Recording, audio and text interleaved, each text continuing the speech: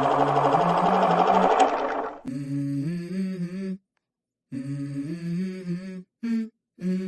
go. I wake up to a little bit of drool on my pillow, feel like it's gonna be a bad day. What's good, everyone? Welcome inside the Bucks Film Room podcast. My name is Brian Sampson. You can find me on Twitter at Bucks Film Room. This podcast is really meant to help you become a smarter basketball fan and fan about the Milwaukee Bucks. So in today's episode, we are going to do a deep dive into Damian Lillard and his shooting woes with the Bucks. We're going to trace this all the way back to the trade that the Bucks made with the Portland Trail Blazers to acquire Lillard, and then talk about the expectations, and then talk about what's been reality. This is going to be an episode where we dive deep into a lot of the numbers, a lot of the analytics behind Lillard's struggles. We're going to look at his shot selection and his shot accuracy from a lot of different lenses, including just basically how he's doing, where are his shots coming from, how is he making those, what kinds of shots is he getting, what kind of play types is he getting, what kind of defensive coverage is he getting, all of that stuff. We're going to deep dive into that because I think that's been talked about a lot and has been ramping up. You know, the more Lillard continues to, the longer the season goes, where Lillard isn't quite meeting those expectations. And granted, those expectations are sky high. Let's be honest about that. Is as a superstar in this league, a down season for Lillard is better than most players' career years, but that's the expectations and that's where the bar is at. So we're going to dive into all of that to talk about what that looks like for Lillard and why is he struggling, or where are his struggles coming from? What's different this year compared to last year when he played with the Portland Trail Blazers? Let's start all the way back at the beginning in October when the Bucks out of nowhere made this blockbuster trade for Damian Lillard. They sent Drew Holiday, a 2029 first rounder with no protections, and then 2 pick swaps in 2028 and 2030, as well as Grayson Allen. It was a 3-team deal. So Milwaukee shipped all of those out and got only Damian Lillard back in return. The expectation after that deal was Lillard and Giannis were going to set the NBA on fire. I thought this was going to be the case as well. A lot of times when you get these stars, when you get these stars together, it's really kind of an isolation, your turn, my turn. They don't always fit the best. I think of like Kyrie Irving and Luka. They can't really play off of one another. That was not supposed to be the case with Dame and Giannis. They were supposed to take their individual talents, marry them together, and take each of their games to the next level. They really have an uncanny and unparalleled, unmatched ability to cover all areas on the floor. As soon as that duo crosses half court, they should be a threat to score. We know of Lillard's range, of his 3-point prowess, his accuracy, his deadliness from behind there. And Giannis dominates inside the paint, dominates at the rim. If you brought those two together, they're supposed to really just rule the NBA. Offense would immediately begin firing on all cylinders. The Bucks would go from a defensive team to an offensive team that would carry them in the playoffs. Their half-court offense would no longer be an issue in the postseason. That would carry them to another championship. That was the expectation when this trade was made. It hasn't come to fruition. We're 50-some games into the season. We're here at the All-Star break, and we're still waiting for Lillard to turn it on. Maybe this All-Star festivities will help tip it off for him. He won the 3-point contest, was All-Star game MVP. I have no idea. But what we do know is that Lillard has struggled and is really having one of the worst offensive seasons of his career. Again, this is all relative, but it's important to know his points per game is the second lowest in the last 9 years. His effective field goal percentage is the second lowest in the last 8 years. And his 3-point percentage is the second lowest of his entire career. We know there's lots of stuff going on off the court. We know he's got a lot of personal stuff going on. Again, a reminder that NBA players are not robots. You can't just step on the court and all of your personal stuff goes away. Maybe for some players that's a reprieve, but these are still human beings that personal stuff affects them. You can't just ask them to turn it on and off as they step on and off the court. And that's important to acknowledge. His personal stuff is real. It very may well be having an effect on his on-the-court performance. We need to acknowledge that. And the focus of this podcast is only going to be on the court performance. So we're acknowledging it here at the beginning. He's got lots of stuff going on off the court. We're just going to keep our analysis to what's going on the court. So that's really where we're at with this podcast. One thing to note, so we're going to look at comparing only Lillard in this season with the Bucks, the 2023-24 season with the Bucks, to his 2022-2023 season with the Portland Trailblazers. So that's the comparison that we're going to make. He played 58 games with Portland last year. He's at 51 games with Milwaukee this year. So we're somewhat close as far as total number of games. Obviously, his role has changed. He was the clear number one with the Trailblazers. Everything ran through him. That's not so much the case in Milwaukee. He's more of 1B. Giannis is still 1A. He's having a tremendous season. Bucks need to continue to feed Giannis as much as possible, but Lillard is 1B. So that affects really the context of his season this year with the Bucks. It's been a bit of a role adjustment for Damian Lillard. So let's keep that in mind as we're diving through comparing this season with the Bucks in his first to his last season last year with the Portland Trailblazers. We're going to start just really with the basic stats, and then we're going to work our way down each different category. You have about 5 different categories we're going to look at. Each one really takes it another layer. It's going to be like an onion. We're going to just continue to peel back the layers to help us understand more and more, because it's really a complex issue. You can't just look at 1 or 2 things. You have to have the entire picture in hand. So let's just start with basic stats. Again, comparing this year to last year. His points per game is down almost 7.5 points. He averaged 32.2 points per game last year. He's at 24.6 this year. Of course, big reason why. Field goal percentage is down 4 points.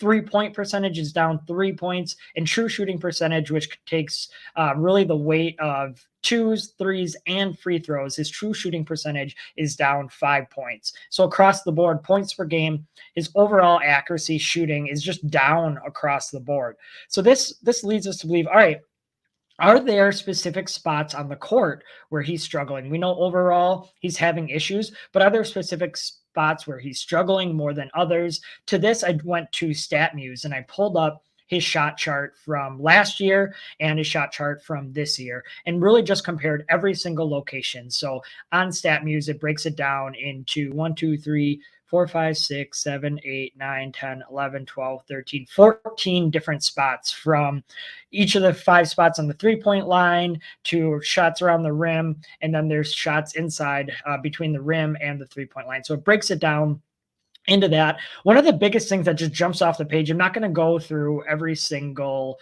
difference. I'll release, if you go on Twitter, I'll share all of these graphs that I have or charts that I have that break it down into more detail.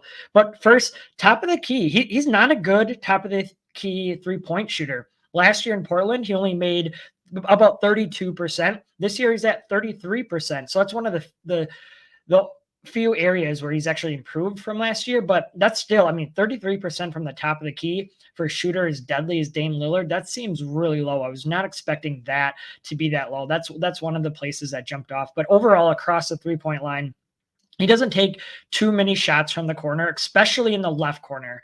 That's really where he takes the fewest amount of his threes. And last year, he only made 25%. This year, he's 23.5%. So you can see why he doesn't take that many shots from the left corner. But that's just overall his numbers, other than the top of the key where he increased by about 1%.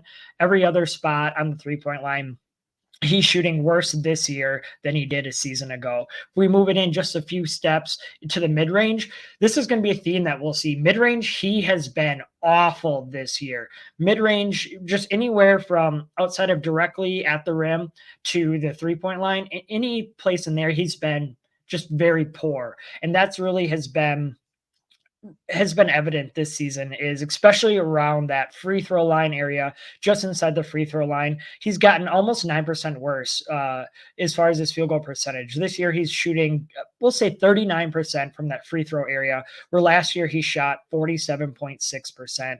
And around the rim, he's also dropped about 3.5%. He's still respectable, above average for point guards above or around the rim. But that mid-range area, especially around that free throw line area, has really been poor. We're going to talk later in this episode about layups and threes and that kind of analytical thing. And I want to set the record straight. 2-point shots are not bad shots if you're good at making them. That's what separates them. If you're just an average or below average 2-point maker, we'll call it 2-point maker, you shouldn't be taking twos, or you should rarely be taking twos. But if you're good at them, a la Kawhi Leonard, some of these other guys, then yeah, go ahead. That's a good shot for you to take. Damian Lillard has not been that this season. His mid-range, and we'll touch on this just more generally as a mid-range category later, he just has not been good. So we got those different spots on the floor where he's at. Now I went back to Basketball Reference to sort it out by distance. Again, his 2-point percentage overall has dropped 7 points this season. He's only shooting 50% from 2-point distance this year, where he shot 57.4 last year. So a 7% drop in field goal percentage just on twos alone. Around the rim, it dropped by 1%. We're not so concerned about that. That's that give or take. But it's really that 3 foot to 10 foot and 10 foot to 16 foot where we've seen the biggest decrease for him this year. So last year from 3 to 10 feet, he shot 45%. This year from 3 to 10 feet, he's shooting 35%. So a 10 percentage decrease in that 3 to 10 foot range, which a lot of times is the floaters, maybe a quick pull up. You got your Euro steps in there. So that's really that range where you see a lot of those contested touch shots, which is surprising for Lillard. If we look at 10 to 16 foot range, last year he made 52.5%. This year he's at like 39.5%. So that dropped by 13 percentage points. So right there is where you see the biggest decline from 3 to 16 feet overall is where you see double-digit decline in his field goal percentage. That is striking for Lillard. That's a place that he's typically been pretty solid at, but this year, for whatever reason, he's struggling big time in that range. Next, we're going to move on to types of shots. This is just broadly into 2 categories: catch and shoot or a pull-up. So a catch and shoot is defined as you're spotted up or you're on the move and you catch it and you shoot the ball without taking a dribble. Pull-up would be at least 1 dribble or more in there before you take a shot, before you immediately take a shot. So catch and shoot last year, he made about 36% of his catch and shoot shots overall. This is not just threes. This is overall. This year, he's at about 32.7%. So it's a 3.5% drop in catch and shoot. Pull-ups, kind of along the same lines, drops by about 3%. So both in catch and shoot and pull-ups, he's not hitting nearly as many shots. We don't see the huge drop like we did in the 3 to 16 foot range, but these are starting to add up. I mean, we got catch and shoot, we got pull-ups that are really dropping across the board everywhere that we're looking. This next deep dive I want to take into play types. I've heard a lot about Lillard doesn't get the ball as much as he should. Giannis needs to defer to him more. I disagree with that. I say poo-poo on that. Giannis is having a historic season when it comes to shooting efficiency. Giannis should have the ball in his hands as much as possible. We've actually seen Giannis's usage rate actually drop the lowest it's been since he became an MVP candidate under Mike Budenholzer. So he is giving up a little bit there, even though it's still very high. It's the lowest he's been since he became an MVP candidate under Mike Budenholzer 6 years ago now. Is that how long it's been? So Lillard, I think he really needs to figure out how to handle this. His touches, so he had 88 touches per game last year with the Trailblazers. He's at 77 this year. So that's 11 fewer touches per game, but 77 is still a lot. Some of that was to be expected. He's not going to have the ball in his hands as often as he did in Portland. Some of that's going to be expected. 77 is still a lot. His points per touch obviously have dropped this year, but what I found interesting is he's actually taking more dribbles and holding onto the ball longer in Milwaukee than he did in Portland.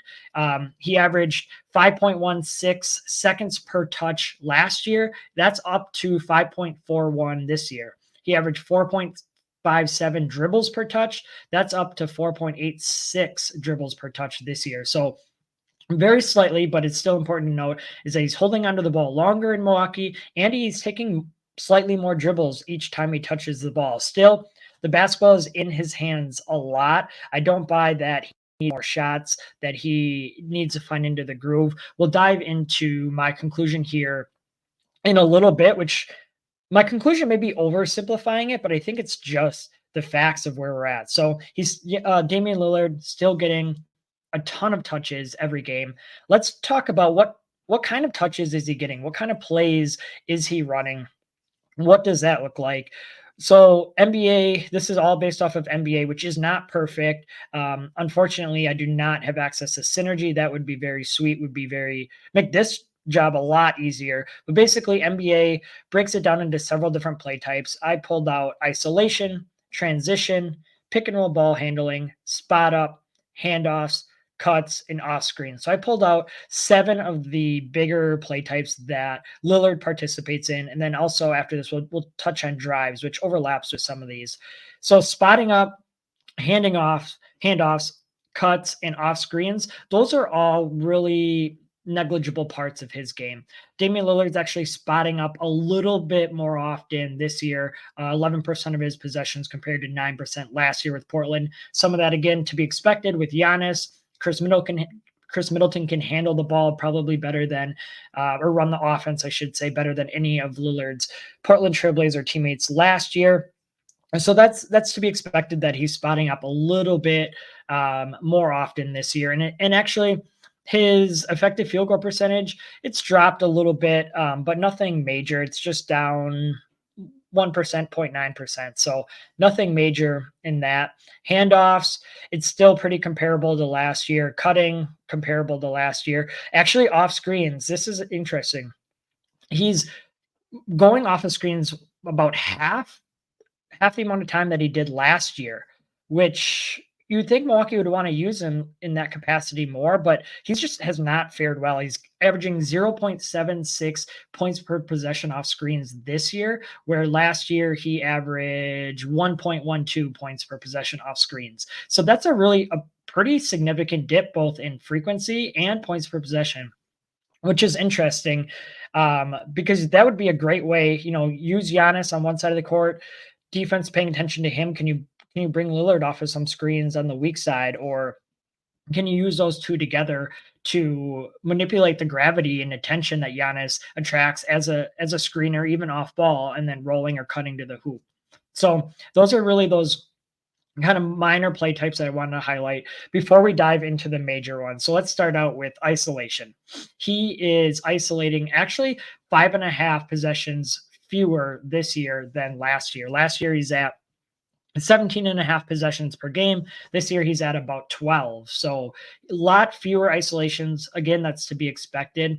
The bad part is he's not being more efficient with those possessions. You would think that his efficiency would be able to skyrocket with fewer possessions and more attention on Giannis, but this year he's only averaging 0.98 points per possession on an isolation possession, where last year it was all the way up to 1.17. So that's a huge dip. We're seeing him struggle to maybe get separation on some of these isolations. I would say mostly he's struggling to knock down shots on these isolations. So that's a big difference right there. That's probably the biggest difference with all of these play types is his isolation numbers are way down this year compared to previous seasons. The other place that he's struggling that we're going to highlight is as a ball handler in the pick and roll, which is very surprising. I coming into the season, again, talked about expectations when Lillard was acquired. I was expecting this to skyrocket. I was expecting him to take this to the next level. He is he's about 43% of his possessions are in the pick and roll. And I'm going to rescind my previous comment. When I talked about isolation and frequency, that's 11.9% of his possessions compared to 17.5% of his possessions. So he's not isolating 11.9 times per game. That's 11.9 or 12% of his offensive possessions are end in isolation. So this year, pick and roll ball handling, about 43.5% of his offensive possessions are as that ball handler, which is up from last year when it was about 39.5% of his possessions. So he's actually running pick and roll more often. I would expect that number to continue to rise under Doc Rivers. Doc Rivers loves to spam the two-man game, especially when you have two elite players in it in the game like Lillard and Giannis.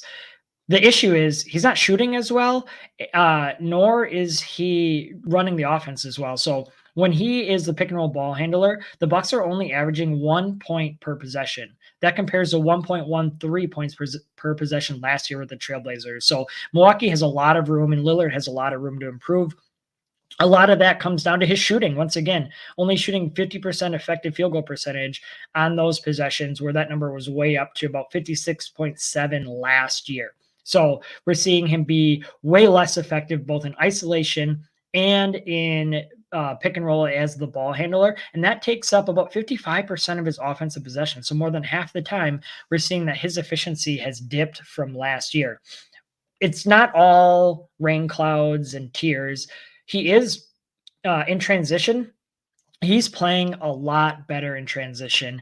He is getting out and running slightly more than last year, which could be the Giannis effect, but he's way more efficient in transition this year than he was last year. He is averaging 1.23 points per possession in transition compared to 1.09 points per possession in transition last year.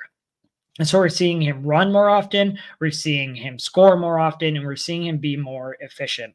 That's really great to see. I think part of that has to do with we see Giannis push the ball up a lot. I would love to see Giannis continue to look for Lillard at the three-point line. A lot of times when Giannis is driving, Lillard comes up by the wing and his defender gets lost trying to help on Giannis. Giannis does a good job, I think, of balancing that as far as when to attack, but I would love to see a few more kickouts from Giannis. So those are the different play types. I also wanted to highlight drives. Drives can come out of isolations, they can come out of transition, they can come out of pick and roll ball handle, they can come out of a lot of different stuff. So these numbers are not going to, or they're going to overlap with some of the other numbers I just shared. And drives overall, his drives per game are down this season. So this is actually possessions per game. So he averages 12 and a half drives per game compared to 16 drives last year. He's only getting 9 points per game off of his drives compared to 11.4, and his efficiency is down as well. His field goal percentage or effective field goal percentage is down about 3 points. So again, we're seeing his drives be less efficient, less efficient, even though he's taking fewer of them. Ideally, we'd love that to be the inverse. Fewer drives, way higher efficiency because he doesn't have to force as much against the defense where he has other options like Giannis, like Middleton, Brook Lopez, Malik Beasley. So in an ideal world, those numbers would be reversed, but that's just the reality of where we're at with Damian Lillard. So we've gone through his play types, the number of touches, types of shots he's making, field goal percentage by distance, field goal percentage just by overall shot location. And we're seeing that trend. We obviously knew this coming in.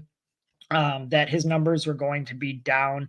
Again, this is one of the worst shooting seasons of his career. I'm trying to pull up that number. Effective field goal percentage, second lowest in the last 8 years. 3-point percentage, second lowest of his career. Points per game, second lowest of his last 9 years. So obviously, we knew that was the case. And the why behind it, I think, is a lot more complex. We know about the personal stuff. We touched on that.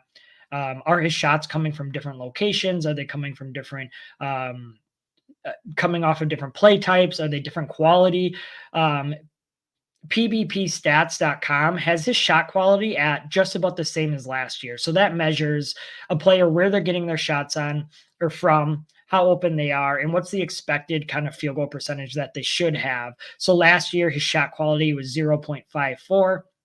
This year, it's 0.53. So that tells us that his shots, that 0.1 isn't that significant. I think a lot of it just has to do with shot making.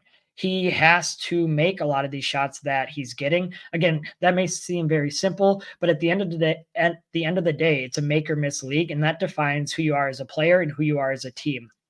I pulled closest defender stats from Lillard for this year and last year. And again, this is an imperfect science, especially getting it from NBA.com, but it can kind of give us ideas or buckets to look at. So NBA.com breaks down closest defender into 4 categories. And this is measured, my understanding is it's measured torso to torso upon the release of the shot. So 0 to 2 feet is described as very tight. And 2 to 4 feet is tight. 4 to 6 feet is open. And 6+ feet is wide open. Wide open. Not surprisingly, he's actually getting more wide open shots this year than last year. And it's a pretty big difference. He's getting 19% of his shots as wide open compared to about 13.7% last year. So he's getting more wide open shots this year. He's knocking down just about the same amount. So his effective field goal percentage on these wide open shots is 58.8%, is 58.5%. So he's about the same as he was last year.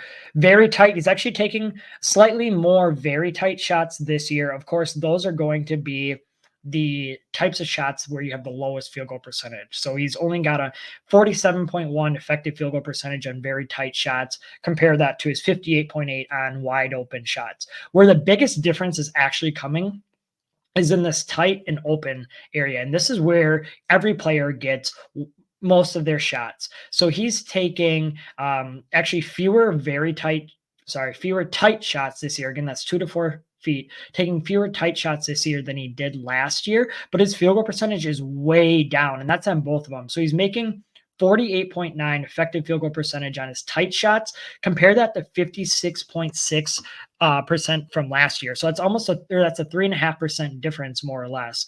Open shots, again, I think this is the biggest area of concern. He gets about a third of his shots here, but his effective field percentage on open shots is the same as it is on tight shots. So 48.9%. Last year, his effective field goal percentage was 57.5%. So that's about an 8.5% difference. So that really is the biggest difference in those two categories. And the open one, especially, I mean, when your effective field goal percentage is 8.5 points worse than it was last year, that's the issue right there. I think that's, for me, where it just comes down to, and again, this may seem like an oversimplification. There's a lot of complex things that go into basketball, but it's a make or miss league. If that number rises back to what it was last year, all of a sudden he's having a great season. He's on par with his previous years. For me, that's what it comes down to, is he needs to get back into making these shots that are makeable, making the makeable shots. I think that's what a lot of it comes down to. We've seen that in how many postseason runs for the Bucks. It comes down to making or missing. The other team seems to make a lot more shots. Will that turn around? Damian Lillard's got a lot of time. He's got a long track history of being able to turn it around. That I trust. The argument I do not trust is, hey, we saw Jrue Holiday light it up for years in the regular season, and then when it came playoff time, he was poor. Lillard's going to do the opposite. That's not a good reason. You can't say, oh, because Jrue Holiday didn't make shots in the postseason that he made in the regular season, that Lillard is going to do the inverse. I think we can point to Lillard's history, but he needs to turn it on. It's hard for a player just to flip a switch in the postseason. We need to see some gradual improvements here, or we need to see him get hot heading into the postseason to really feel a lot more comfortable and confident that he's going to be able to make these shots that he's made in his past that he hasn't been knocking down this year. So I think that's a big thing, is just making those makeable shots. Him and Giannis, the other point, they need to improve their partnership. Doc Rivers is going to focus a lot on this. Giannis has passed to Damian Lillard almost 3 times as much as any other teammate this year. But for whatever reason, Lillard he's not making those shots. He's only making 37.5% of his shots that he receives on passes from Giannis, and only 30% of his threes. Like, what is happening there that he's under 38% overall from the field and under 31% from three-point line on shots that he receives from Giannis. So that's interesting. Overall, I would love to see him Damian Lillard remove some of those mid-rangers from his diet. And that's a place he's been struggling at this season. Again, that's a fine spot if you're good at mid-rangers, but if you are having the poor season like he's having, let's cut some of those out. Let's add some more to the three-point line. Let's try to get to the rim a little bit more. Let's work on there, and then let's see if your shot can come around. Overall, it's a make or miss league. We should have confidence that he'll turn it around, and we should keep an eye on how are things going. We can be a little bit worried. We don't have to be black and white all the time. It doesn't have to be one or the other. It can be a little bit of both, and that's where I'm at right now. Is I have some confidence that he can still turn it around, and I'm a little bit worried that as the season continues to tick on, that this is just going to be the type of year that he's having. There comes a point where you can't rely on who you were in the past anymore. It's who you are now and who you are today. And I think we're inching toward that with Lillard as far as what can he show us this season, while at the same time having confidence that his track record, his history will come through in the end, come through when the Bucks need it the most. Thank you all for tuning in.